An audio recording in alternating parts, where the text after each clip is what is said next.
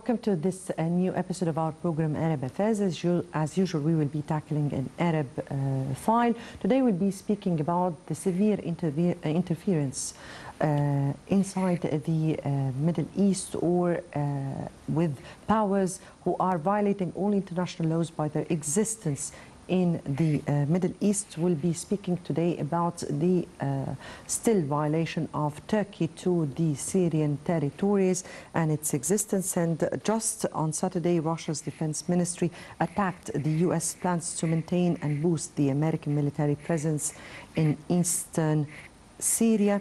This as Damascus and Moscow deployed yesterday extra forces to Syria's border with Turkey, even as Washington partially reversed a drawback to boost its own military presence near key Syrian oil fields. We'll be speaking about the interference of Turkey and the interference or the proxy war that is taking place on the Syrian territory, plus, of course, the severe violation of the international law that has been taking place since a while. We'll be speaking with our dear guest, Mr. Samah Abdallah, managing editor of Al Ahram. We thank you so much for joining us. Great pleasure, as usual. Thank you so much. Before we start with our discussion, let's first have a quick look on the Arab news that took place during this week, and we'll come back for more discussion.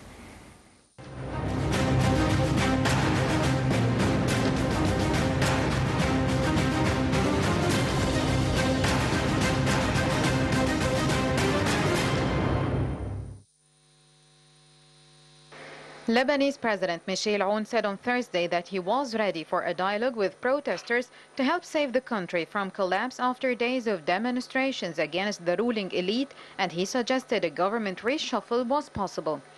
Demonstrations fueled by worsening economic conditions have paralyzed the country and kept banks shut. Lebanon's Banking Association said it would keep lenders closed on Friday for a 7th consecutive working day, citing safety concerns. The protests, expressing outrage with an establishment seen as corrupt, have buffeted Lebanon since last week, despite reforms meant to appease discontent and reassure Western donors that they have pledged badly needed aid, but not yet dispersed yet. In a televised address, Aoun promised to fight state corruption that he said had eaten us to the bone, and assured demonstrators that their shouts would not be wasted. Tunisian sole President Kais Saied vowed on Wednesday to defend women's rights, reunite the country and restore trust in its leaders, as the political outsider outlined his agenda following a surprise election victory. Saied, a conservative academic with no previous political experience who won the overwhelmingly support of younger voters on October 13th runoff, was sworn in before members of the Constituent Assembly and other top state bodies. He thanked all Tunisians for delivering that historic moment after handily winning over his controversial opponent, businessman Nabil Qaroui, in an election that reshaped the country's post-revolution political landscape. The United Nations said on Wednesday that Yemen's warring parties had set up joint frontline observation posts in the flashpoint port city of Hodeidah, the latest step in UN efforts to maintain a ceasefire in the Red Sea port city. A ceasefire and troop redeployment agreement for the city was reached at December peace talks in Sweden as a confidence-building measure to pave the way for wider talks to end the war. The tentative ceasefire has reduced but not stopped violence, and the troop withdrawal stalled for many months before a pull-out by Houthi forces from the 3 Red Sea ports in May under Phase 1 of the deal. Israeli President Reuven Rivlin tasked ex-military chief Benny Gantz on Wednesday with forming a new governing coalition and bringing Israel out of the longest political impasse in its history. Gantz is the first politician other than Prime Minister Benjamin Netanyahu to receive such a mandate since 2009. Following deadlock elections on September 17th, Netanyahu had tried to form a coalition but finally gave up on Monday, his second such failure this year. At a press conference, Rivlin called on political parties to make concessions, while Gantz promised to try to form a liberal union government.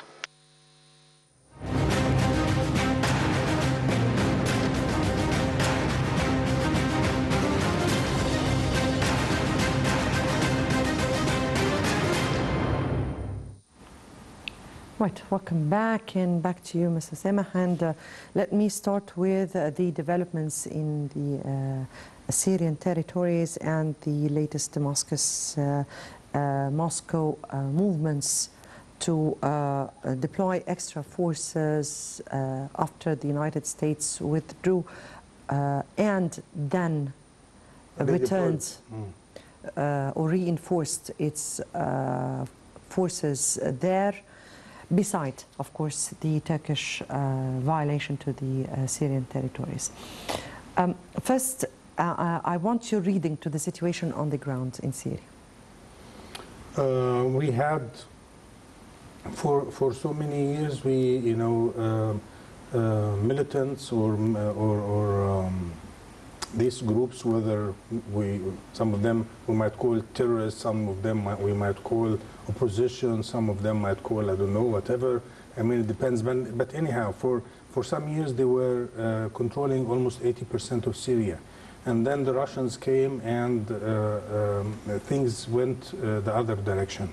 And Syria was, the Syrian regime in Damascus was controlling 2/3 of the Syrian territories. Almost only 1/3, which is when the northern side. Yes, the northern eastern side, of Syria, yes, where the Kurds mostly are located, was not controlled fully by the Syrian government. The Turks got upset because any kind of benefits or achievements that Kurds would get anywhere in the neighboring areas, whether it is in Iraq or Syria or other places, that would threaten the stability, political stability in Turkey, because there are a lot of Kurds living inside. Millions, might be 20, might be more. There are different estimations, but 20 million is not a big number. So the Turks were not happy with this, for the Kurds either in Iraq or Syria to gain some political benefits, like self-determination or self-ruling or autonomy, an autonomous area. Exactly. So they decided to move in, and at that time, I think the Russians were so clever to convince the Turks that, instead of getting inside and controlling the land, why don't we bring the Syrian troops, the regime troops, to the border, and then the Kurds who were trying to achieve something will not be able to achieve it. Then you are not threatened anymore. And I think things are moving towards this direction. That's how I see it. Yes. On the other hand, we have seen the United States calling on Turkey to stop its incursion for some time, to allow what they called humanitarian aid, and that the Kurds are ready to start negotiations, certain negotiations with Turkey, and to move from territories. How does this reflect on the situation on the ground? Are we seeing here a kind of tit-for-tat movements by big powers through their alliances on the ground? Okay, let me put it this way. America would like to have some kind of influence on everything that is going on around the world. But this influence could be achieved. They used to deploy, hundreds of thousands or tens of thousands of their troops to be able to gain this influence. That was decades ago. Now things have changed. All what they are doing is to deploy a few number of troops somewhere. Nobody can attack them. Otherwise, it's going to be attack on the United States, and then it's a big problem. And they look for local supporters or local militias that would cooperate with them. So if America would deploy, for example, 200, 100, 500 of their troops somewhere, that doesn't mean that they will control the land, but it means that they have the power to change things on the ground, either by saying no, or by pushing some of their local loyals to do one action here or there that would prevent things from going to a certain direction.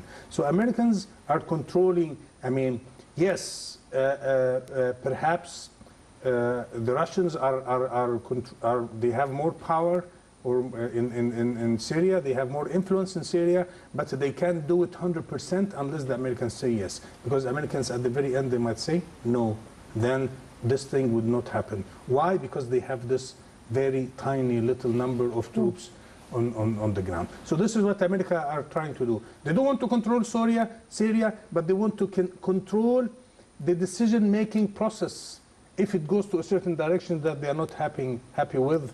And that's why they came back. And of course they are there to control the oil, and the oil is one source of income for the Kurds, and things would go like that. For Syria at large, if we speak about the change in hearts of the United States towards the Kurds, we're speaking about the Kurds were the main alliances in the U.S. coalition against terrorism, and they were fighting the terrorist group Daesh on the lands. They even were able to hold to certain successes and certain achievements on the ground, and they were able to control this terrorism movement. And then suddenly we find the United States announcing the withdrawal of its forces, allowing the Turkish forces to interfere rather. If we are speaking about a change in heart towards Kurds, are we seeing that, or are we seeing a shift in the policies, and what does this reflect? You mean what Americans are doing exactly? It's a very good question. It's a very good question, and to be honest, I'm not sure I have the answer, because I'm following different statements by several American institutions. The president might say something, and then he goes the following day saying something that is totally against what he has said yesterday. We are going to destroy the Kurdish economy, and he sends a very unusual letter, you can find it on the internet, to President Erdogan, asking him not to be a fool, otherwise he's going to, yes, he wrote it like that, don't be a fool. Yes. Yeah, or I'm going to destroy, and I've done it before. Yes, you have seen that. So he says that one day, and then the following day he's a great leader and he's a good friend of Turkey, of the United States. And so who is Erdogan to President Trump? I don't know exactly. Either is he the fool guy, or is he the good friend of the United States? Are Americans happy to stay in Syria, or they would like to withdraw, as he said before? And if they withdraw, why they come back? And if they have changed their mind, why didn't they calculate it properly at the very beginning? They withdrew from these areas and they went to the other area. So I don't know. To be honest, I'm not sure that even the Americans know exactly what they are doing in details. Yes, they might have a certain vision or a certain strategic, something. But when it comes to day-to-day actions, I don't know. I've never seen an American administration behaving like that. I've been following foreign affairs for 30 years plus. I've never seen something like this. The statement, and then the anti-same statement in few hours or few days. And the decisions, and they take back the decision in few days. And this is not the first time to say that they are going to withdraw from Syria. This is not the first time but after declaring they are going to withdraw, to come back. I don't know what they are trying to do exactly. I'm not sure. But what I'm sure of is America would like to be able to control things. They don't like to let anybody have full power to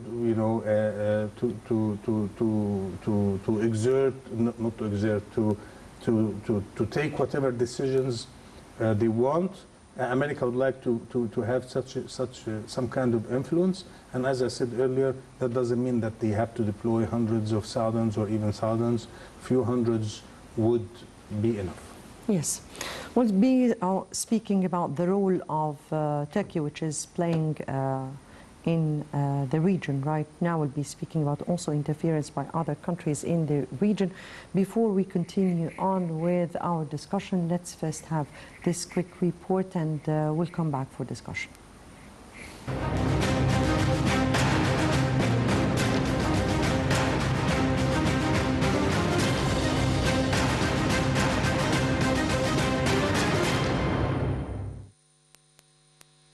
The United States said it would beef up its military presence to protect northeastern Syria oil fields as Kurdish forces abandoned several positions to comply with a deal allowing Damascus, Ankara and Moscow to manage the autonomous region. A Pentagon official said that Washington was committed to reinforcing its position in coordination with the Syrian Democratic Forces in northeast Syria with additional military assets to prevent the oil fields from falling back into the hands of Daesh. The announcement came as Russian forces began patrolling the Syrian-Turkish frontier, filling part of the vacuum left by an American troop withdrawal that effectively returned a third of Syria to the regime of Bashar al-Assad.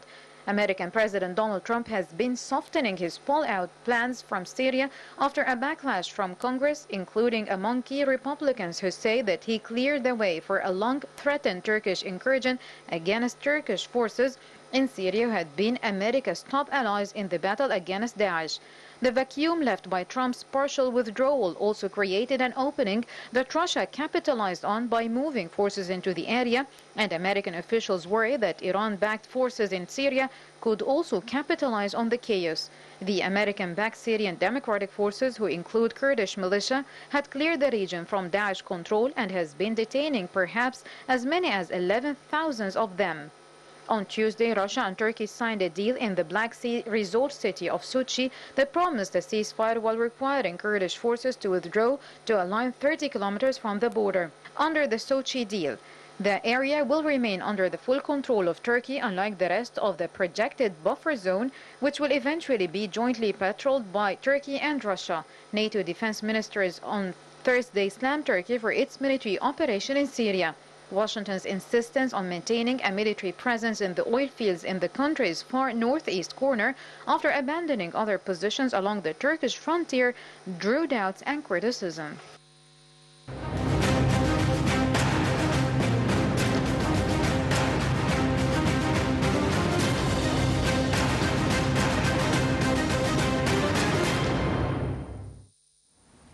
Right, welcome back, and back to you, Mr. Samah, and we were speaking about the role of Turkey. We will begin with the role of Turkey as one of the forces who are violating international law by their existence, real existence on Arab territories. And what is Turkey at this particular time? I mean here, Turkey is sometimes the alliance of the United States, sometimes the alliance of the ally of Russia. It has for many times wanted or sought to the European Union membership. What exactly is the position of Turkey at this particular time we're speaking about? In the middle of several things. Geographically, they are in the middle of, not in the middle of the Middle East is from one side, Russia and Asia or from the other side, and Europe, and so they are in the middle. They don't know exactly where to go. For years they were heading north to the European Union. Now they discovered that the European Union will never accept them, so they started moving down to the Middle East. And when Erdogan, and with the appearance of Erdogan, with his Ottoman aspirations, and the feeling that he's the new Khalifa of the Muslims, or the new Sultan of the Arab world.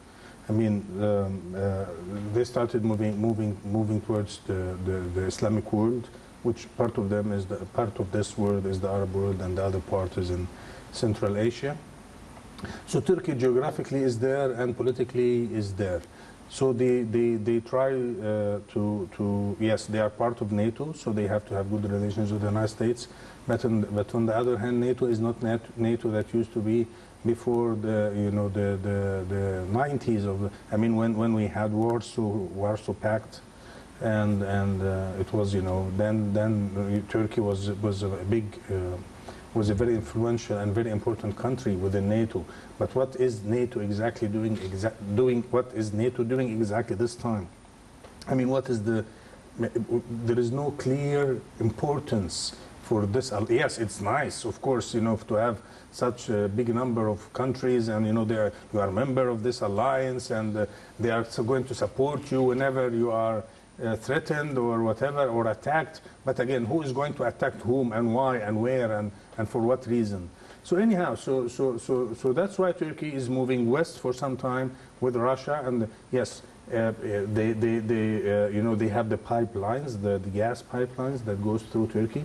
They have two of them. That's with Russia, and then they go to the S-300, this famous anti-plane, anti-aircraft missiles, and then they go to the United States for I don't know, some whatever. They go to the Europeans for whatever, and then they attack the Europeans, and they attack the Americans, and they on a certain time they hit one of the Russian planes, fighters, on the borders. So Turkey in the middle of so many things, and they are going to be like that because for geopolitical reasons, geography dictates what you should do and how you should behave.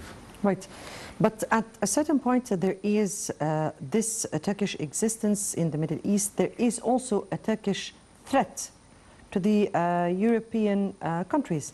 In terms of, for an instance, Turkey has been threatening Europe to unleash refugees, Syrian refugees it holds in refugees, or rather in camps out, on the borders of Turkey, which is raised a big question mark on the human rights of those refugees, to unleash them to the European countries if they do not pay Russia a certain amount of money. Turkey, pay Turkey. Turkey, yes, definitely. How is the international community responding to the Turkish violation to all the principles and values maintained or supposedly spoken about worldwide? First of all, speaking of ethics and I don't know how humanitarian behaviors, and I'm not sure that the Turks would during this time, during this period of time, they really care about such things, or even. No, they care about. Since we are always. They don't care. They don't pay attention. They have a very special way of dealing with things. They don't pay so much attention to politeness and kindness and humanitarian and protocol. Even they treat. I know. I've read so many stories. They treat the foreign officials as high as you might think of ministers, prime ministers, whatever, in a very bad way, and some of these incidents has happened here in Egypt when Erdogan came through during the Ikhwan, the Muslim Brotherhood period. The outlawed. Yes, exactly, exactly, the outlawed. So if you would think that the Turks would pay attention to such things, that doesn't. But it's but not. On the other hand, yes, exactly. On the other hand, they are always threatening. They have refugees, and they are always threatening the Europeans. If you don't pay me, or if you don't do it this way or that way, or if you don't accept, my attitude towards certain case or cause or whatever, we are going to leave them and to invade the EU territories or countries. Of course, the Europeans take such a thing in a very serious way because that would be a problem for Europe. So to have 1 or 2 million new refugees that are not European, they don't have the European culture. So they are people they don't belong to you culturally. They might not speak the language. They don't have the proper skills. They might not be able to work. Then they will turn to crime. So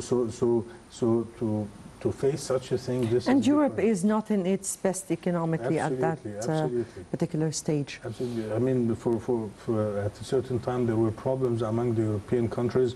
Which countries should get what number of refugees and everything, and some of the countries, they said we are not receiving anyone, and Germany at the time had to receive the majority, and so this is a big deal. This is a big, I mean, problem for Europe. Yes, indeed, but plus the security issues. I mean, if I'm receiving 2 million people or 1 million people, how come I would be sure that, you know, no ISIS or European terrorist groups or militant, I don't know, Islamists, whatever, are among them? How can I be sure? And that raises another big question mark. I mean, here, Turkey is invading the northern territories of Syria. They are actually in fights against the Kurds, who they call them terrorists. In fact, those people have been capturing the real terrorists, which is Daesh, which is an international, global threat.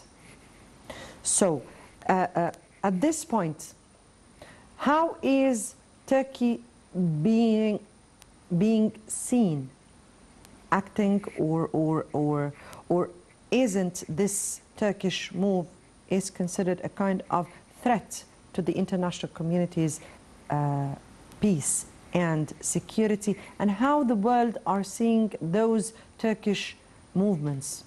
Okay, I think before the American withdrawal from Syria, there was this agreement between the United States and Turkey that Turkey will take care of the prisoners of Daesh, and they will be responsible to guard the prisons or wherever they are located right now, and not to allow them to escape and go elsewhere and so on. But this is an agreement on paper. But to be honest, Daesh and other terrorist groups are used by the United States and other countries to do certain missions in certain areas. For example, Daesh was the area that was controlled by Daesh for some time in Iraq and Syria was a training camp or training facilities for Chinese and Russian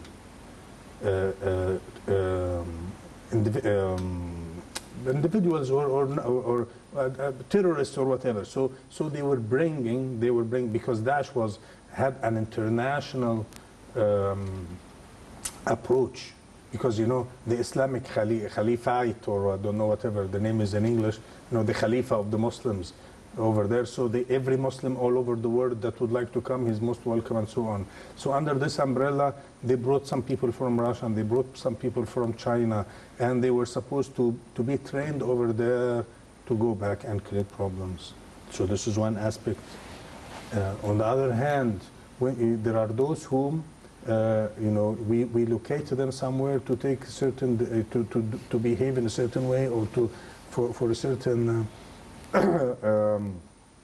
task, and after they finish, we transfer them to somewhere else, and we have seen this so many times. And anyhow, so there are so many stories. So I don't believe that the United States or the international community would really care too much about whether Daesh will be imprisoned or not, as long as they are not going to Europe. So exactly. Yes. And no. What I mean here is, as long as they do not go to Europe, yes, or to the United States.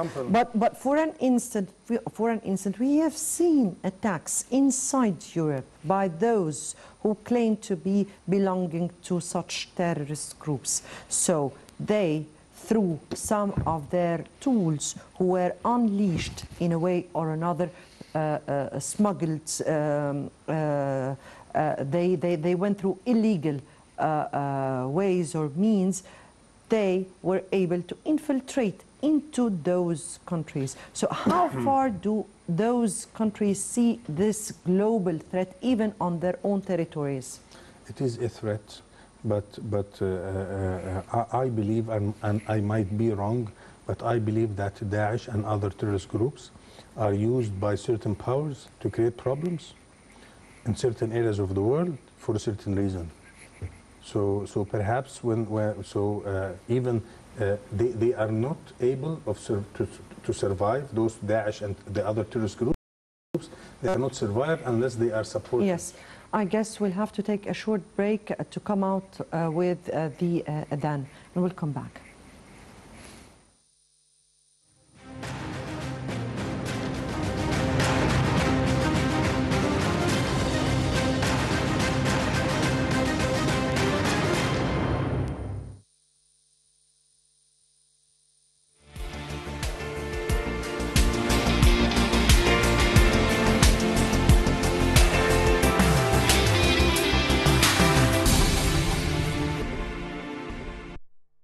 الله أكبر الله أكبر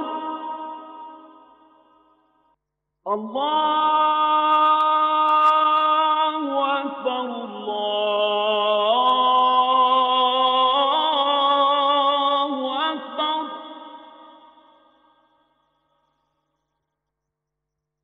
أشهد أن لا إله إلا الله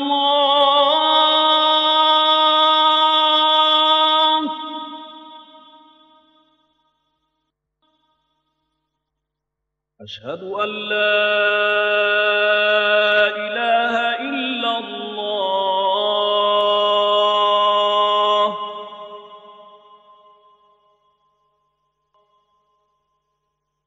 أشهد أن محمدًا رسول الله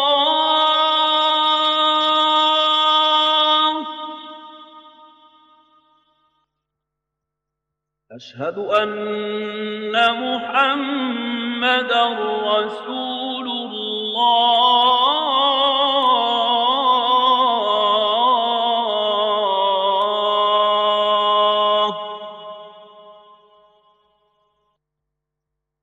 حي على الصلاة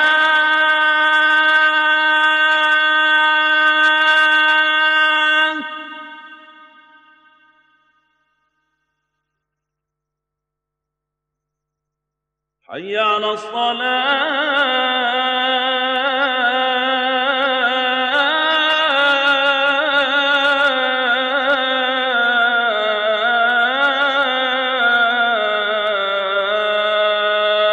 الصلاة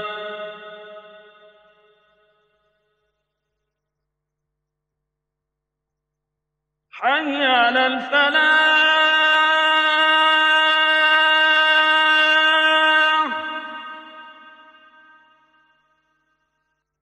حي على الفلاح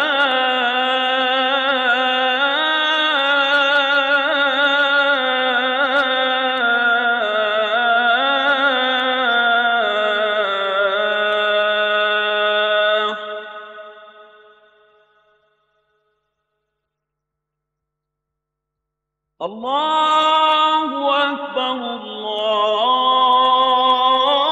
الله أكبر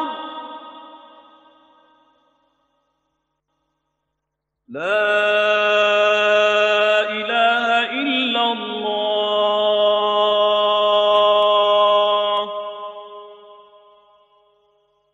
اللهم رب هذه الدعوة التامة والصلاة القائمة آت سيدنا محمدا الوسيلة والفضيلة والدرجة الرفيعة وابعثه اللهم المقام المحمود الذي وعدته وصلى الله وسلم على سيدنا مولانا محمد وعلى آله وصحبه أجمعين.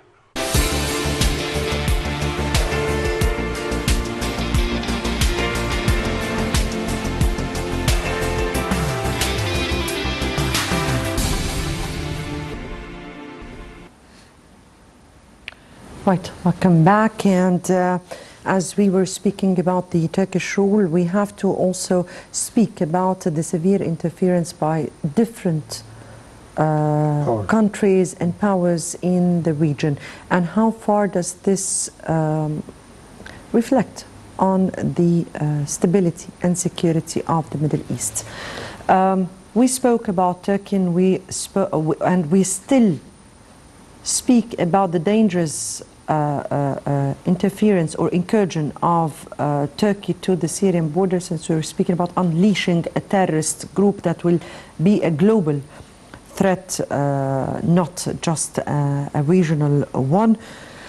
We also want to speak about the Iranian existence in the Middle East, and how far does this reflect on the stability and security of different countries: Syria, Lebanon, Yemen, Gulf states, even Egypt. Yes.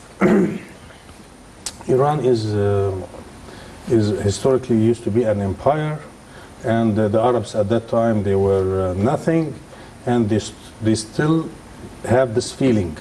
We are the descendants of the rulers of Persia. Yes, years ago, decades, centuries ago, and those are the Arabs that were nothing at that time, and they were only attacking us to get some food or whatever. At that time, I'm talking about before even Prophet Muhammad, peace and prayers yes, be upon him. Yes, his message was appeared. So they first of all they look at, you know, from you know, a certain, they have this ego. Yes, towards the Arabs and others. So this is one thing. Secondly, Iran is not composed of one sect. No, yes, no ethnic group. They have several.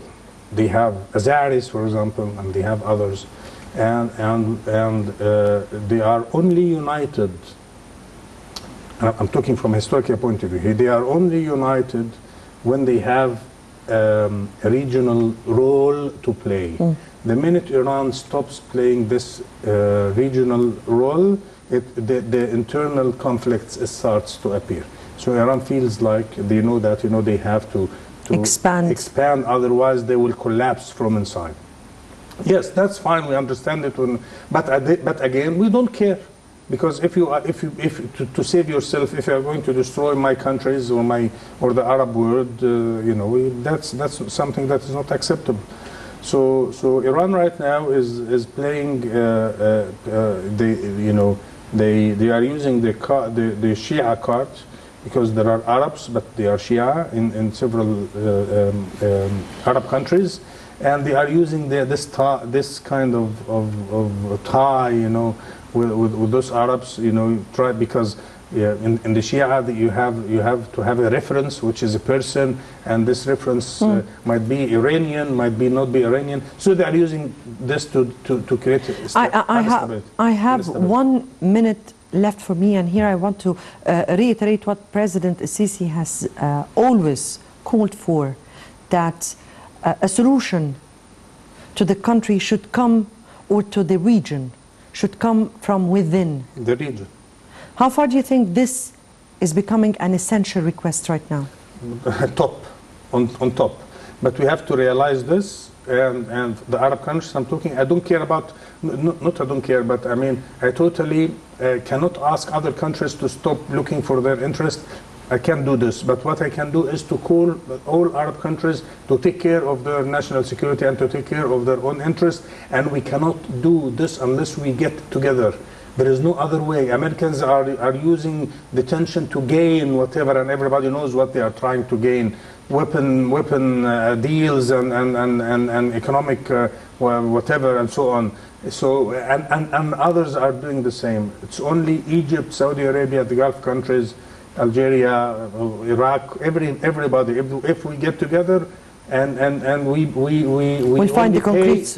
Yes, we only pay attention to our national security issues, then we will be able to defend the Arab world. Otherwise, we will be taken piece by piece for regional and international powers. Mr. Sameh Abdallah, Managing Editor of Al Ahram, we thank you so much for being with us. Great pleasure. Dear viewers, many thanks for watching. Next Saturday will be another important Arab file. Until then, goodbye.